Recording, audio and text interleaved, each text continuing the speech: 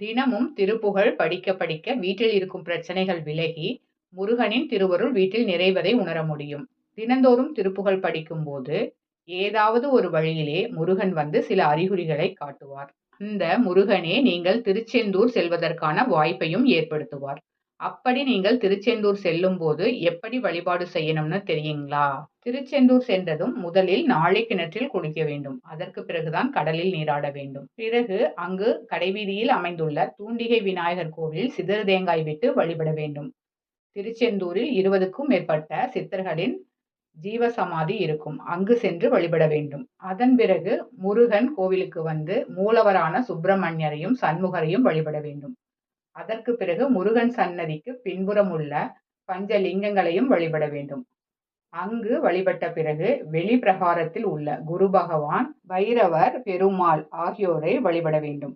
கோவிலை வலம் வந்து வணங்கிய பிறகு அங்கு அர்ச்சகரிடம் பன்னீர் இலையில் கொடுக்கும் விபூதியை கேட்டு பெற வேண்டும். பன்னீர் இலையில் மொத்தம் 12 நரம்புகள் இருக்கும். இந்த இலையில் வைத்து கொடுக்கப்படும் விபூதி முருகப்பெருமானே தன்னுடைய 12 கைகளால் பக்தர்களுக்கு பிரசாதத்தையும் அருளையும் வாரி வழங்குவதாக ஐதீகம்.